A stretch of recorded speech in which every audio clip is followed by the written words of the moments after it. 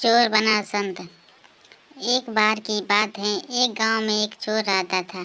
जब वो मरने लगा तो उसने अपने बेटे को बुलाकर नसीहत दी, अगर तुझे चोरी करनी है तो किसी गुरुद्वारा, धर्मशाला या किसी धार्मिक स्थान में मत जाना, बल्कि इनसे दूर ही रहना। और दूसरी बात, अगर कभी पकड़े जाओ तो मत स्वीकार करना कि तुमने चोरी की है, चाहे कितनी भी सख्त मार पड़े। चोर ने कहा, सत्य वचन। इतना कहकर वह चोर मर गया और उसका लड़का रोज रात को चोरी करता रहा। एक बार उस लड़के ने चोरी करने के लिए किसी घर के ताले तोड़े, लेकिन घर वाले जाग गए और उन्होंने शोर मचा दिया। आगे पहरेदार खड़े थे। उन्होंने कहा, आने दो, बच कर जाएगा कहाँ। एक तरफ घर वाले खड़े थे और दूसरी तरफ पहरेदार। अब चोर जाए भी तो किधर जाए। वह किसी तरह बच कर वहाँ से निकल गया। रास्ते में एक धर्मशाला पड़ती थी। धर्मशाला को देखकर उसको अपने पिता की सलाह याद आई। धर्मशाला में नहीं जाना, लेकिन वह अब करे भी तो क्या करे। उसने यह सही मौका देखकर वह धर्मशाला में चला गया। वह बाप का आज्ञाकारी बेटा है, इसलिए उसने अपने कानों में उंगली डाल ली, जिससे सत्संग के वचन उसके कानों में ना पड़ जाए। लेकिन आखिरकार अड़ियल घोड़ा होता है, इसे जिधर में भी मोड़ो या उधर ही जाता है।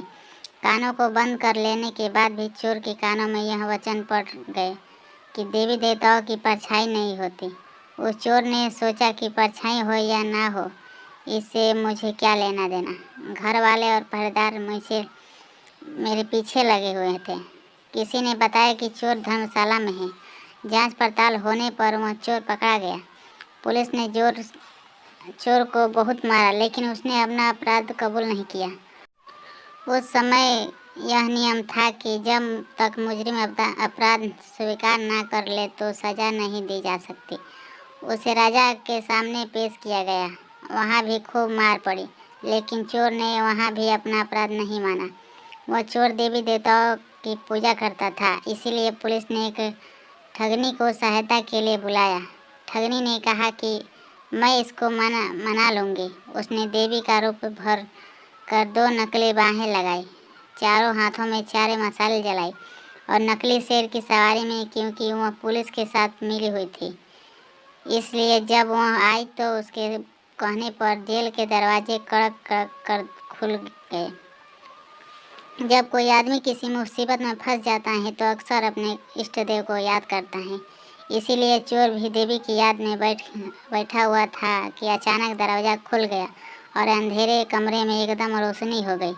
देवी ने खास अंदाज में कहा, देख भक्त, तूने मुझे याद किया और मैं आ गई।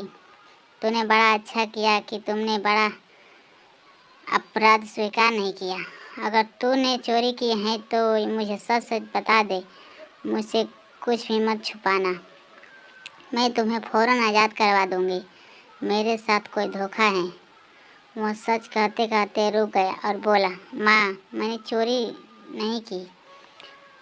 अगर मैंने चोरी की होती तो क्या आपको पता नहीं होता। जेल के कमरे के बाहर बैठे हुए पहरेदार चोर और ठगनी की बातचीत नोट कर रहे थे। उनको भी ठगनी को विश्वास हो गया कि यह चोर नहीं है। अगले दिन उन्होंने राजा से कह दिया कि यह चोर नहीं है। राजा ने उसको आज़ादी दिया। जब चोर आज़ाद हो गया तो सोचने लगा कि सत्संग का एक वचन सुनकर मैं जेल में छूट गया हूँ। अगर मैं अपनी सारी ज़िंदगी सत्संग सुनने में लगाऊं तो मेरा जीवन ही बदल जाएगा। अब वह प्रतिदिन सत्संग में जाने लगा और चोरी का धंधा छोड़कर महात्मा बन गया। चोर देवी का भक्त था। अपने नष्ट इष्ट को सामने खड़ा देखकर बहुत खुश हुआ और मन में सोचने लगा कि मैं देवी को सब सच बता दूंगा। वह बताने को तैयार ही हुआ था कि उसकी नज़र देवी की परछाई पर पड़ गई।